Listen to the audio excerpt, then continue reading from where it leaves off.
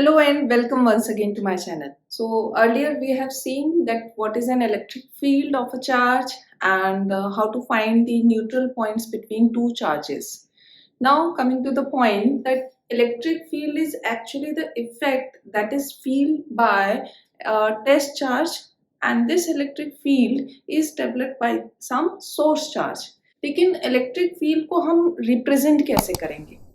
So although it is a hypothetical concept, एक बस understanding build करने के लिए कि हाँ हमारी इलेक्ट्रिक फील्ड कैसे बनती है, एक कॉन्सेप्ट है that is called electric field lines.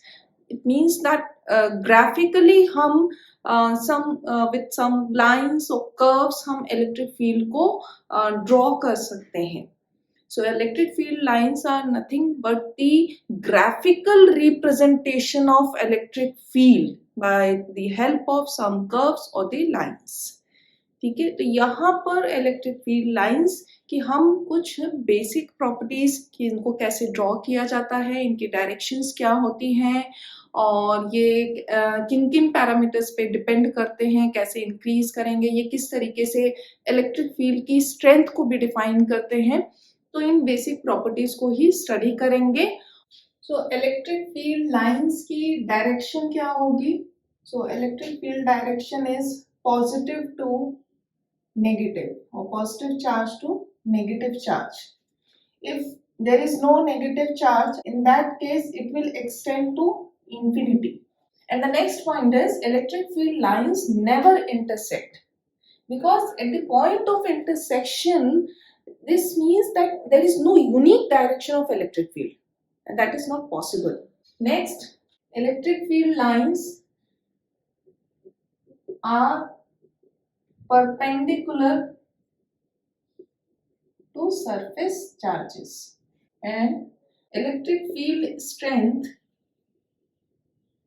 is inversely proportional to distance between electric lines. Let us suppose this is a plane, यहाँ पे हमारी इलेक्ट्रिक फील्ड ऐसे ड्रॉ हो रही है, ठीक है, एंड दूसरा हम प्लेन ले लेते हैं जहाँ पे हमारी इलेक्ट्रिक फील्ड जो है वो इस तरीके से है. यहाँ पर हम देख रहे हैं कि इनके बीच की distance let it be D, और यहाँ पे डिस्टेंस हम देख रहे हैं D dash. So D dash is greater than D. जहाँ पर हमारी इलेक्ट्रिक फील्ड लाइंस पास पास होंगी वहां पे इलेक्ट्रिक फील्ड की strength जो है that will be greater than the farther lines. And the next one is the number of electric field lines is directly proportional to the magnitude of charge. जितना ज्यादा charge का magnitude होगा उतनी ज्यादा ही आपकी इलेक्ट्रिक फील्ड की strength होगी, उतनी ही ज्यादा आप इलेक्ट्रिक फील्ड लाइंस को ड्रॉ करेंगे. Electric field lines never form closed loops. That means electric field lines or the electric field is conservative in nature. Okay, closed loop नहीं बनने का मतलब कि electric field हमारी conservative है.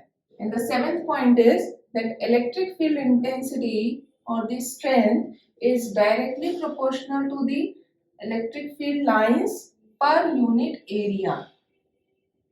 जितनी ज्यादा आपके electric field line per unit area होगी उतनी ही ज्यादा आपके इलेक्ट्रिक फील्ड स्ट्रेंथ होगी.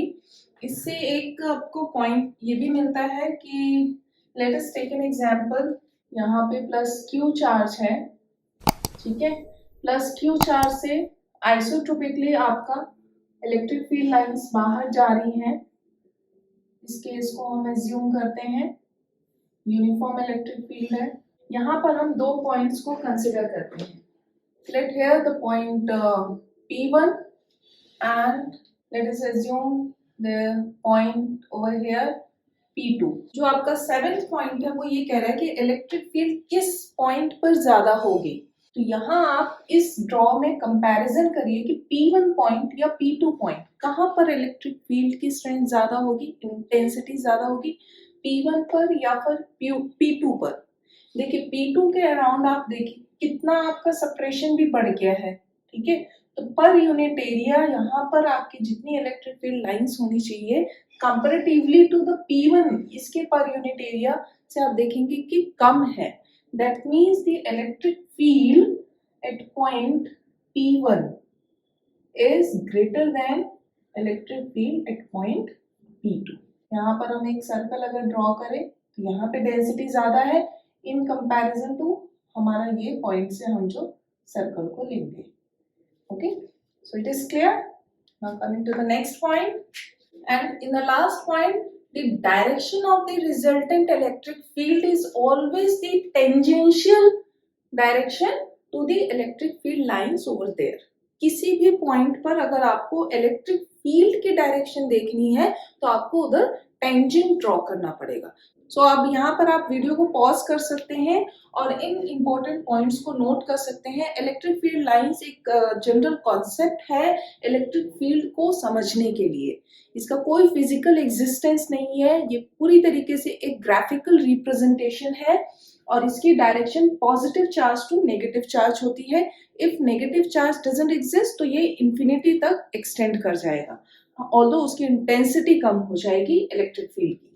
नेक्स्ट पॉइंट कहता है हमारा कि इलेक्ट्रिक फील्ड लाइंस जो है वो कभी इंटरसेक्ट नहीं करती, क्योंकि इंटरसेक्शन पॉइंट पर फिर दैट मीन्स कि उसकी कोई एक डेफिनिट डायरेक्शन नहीं होगी, and that is not possible. Electric field की एक डेफिनिट डायरेक्शन होती है. थर्ड पॉइंट कहता है कि electric field lines are always perpendicular to the surface charge. जो आप चार्ज कंसीडर कर रहे हो उससे परपेंडिकुलर. चाहे आपका जो थर्ड पॉइंट और एट्थ पॉइंट है वो ऑलमोस्ट सिमिलर है कि हमें इलेक्ट्रिक फील्ड लाइन की टेंजेंशियल डायरेक्शन ही हमारी रिजल्टेंट इलेक्ट्रिक फील्ड होती है. Now the fourth point will tell you the electric field strength or the intensity that is inversely proportional to the distance between electric field lines. जितनी farther आपकी electric field lines होगी उतनी ही आपकी poor strength होगी electric field की. Now the fifth point says that the number of the electric field lines is directly proportional to the magnitude of charge.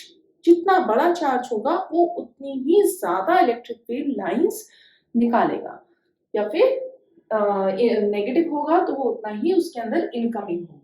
And in the sixth point, we have seen that since electric field is conservative in nature, so electric field lines will never form closed loops. Seventh, we will also tell you the strength or the intensity of the electric field is directly proportional to the electric field lines per unit area. उसके लिए हमने ये example लिया था कि अगर कोई हमारा चार्ज के नियर पे हमारा पॉइंट हमारा P1 है, फादर हमारा पॉइंट P2 है, तो हमने देखा कि पर यूनिट एरिया के अकॉर्डिंग देखें तो जो P2 पर हमारी इलेक्ट्रिक फील्ड है दैट विल बी वीकर, कमजोर होगी than the P1 point electric field. And last one will tell you the direction of the electric field, and that is the tangential direction of the electric field lines. Now let's take some examples to draw the electric field lines. So plus Q charge से हमारी outward direction में electric field होगी. Electric field आपकी ऐसे निकलेगी, इसको आप आइसोट्रोपिकली draw कर लीजिए. So electric field will always be in outward direction for positive charge. For negative charge it is inward in direction. And if there is a system of two positive charges, same magnitude मान लेते हैं तो हम positive charge Q and positive charge Q he assume कर लेते हैं. ये एक हमारा सिस्टम है. इस सिस्टम के लिए हमारी electric field lines will be like this. तो क्योंकि दोनों ही सेम चार्जेस हैं तो वो रिपल करेंगे, उनकी इलेक्ट्रिक फील्ड लाइंस बिल्कुल भी उनके आसपास नहीं होगी, तो इनको हम रिपल्शन डायरेक्शन में ही बना लेते हैं, ये बाहर की तरफ आएंगी. तो ये this is hour one system. अब अगर हमारे पास एक प्लस क्यू चार्ज एक माइनस क्यू चार्ज हो, अपोजिट चार्जेस हो, तो हमें पता है कि पॉजिटिव चार्ज से नेगेटिव चार्ज की तरफ इलेक्ट्रिक फील्ड लाइंस जाएंगी. तो इनको हम ड्रॉ करते हैं outward and towards the negative. Uniformly इनको ड्रॉ करेंगे. अच्छा, यूनिफॉर्मली ड्रॉ करने का मतलब ये होता है कि इक्वल डिस्टेंस पे होंगी और पैरेलल होंगी. यहाँ पर हमारा ये भी एक सिस्टम है positive charge and negative charge का, तो इसमें पॉजिटिव टू नेगेटिव जा रही है, और जो फादर पॉइंट्स है उसमें पॉजिटिव के लिए आउटवर्ड एंड नेगेटिव के लिए इनवर्ड डायरेक्शन है। अच्छा, अगर हम एक सिस्टम कंसिडर करते हैं जहाँ पे हमारे पैरेलली कई पॉजिटिव चार्जेस हों, तब क्या होगा, या नेगेटिव चार्जेस मैं पॉजिटिव के लिए ड्रॉ कर रही हूँ, आप ऐसे ही नेगेटिव के लिए ड्रॉ कर सकते हो। इलेक्ट्रिक फील्ड लाइंस यूनिफॉर्म रहेंगी आउटवर्ड डायरेक्शन में। So these are some examples of how to draw the electric field lines for positive charge outward, for negative charge inward.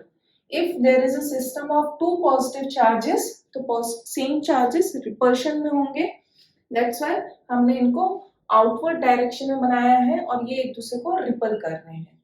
If there is a system of unlike charges, तो unlike charges में positive to negative हमारी fields जाएंगी, और जो उस तक नहीं जा सकती है पॉजिटिव के लिए वो आउटवर्ड हो गई और नेगेटिव के लिए इनवर्ड हो जाएंगी।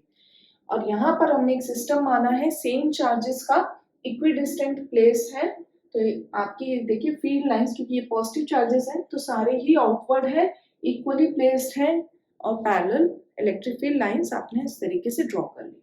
So this is all about the electric field lines. In the next video we will study about the electric flux. If you like this video, then please share it with your friends and subscribe my channel. Thank you so much. Have a nice day.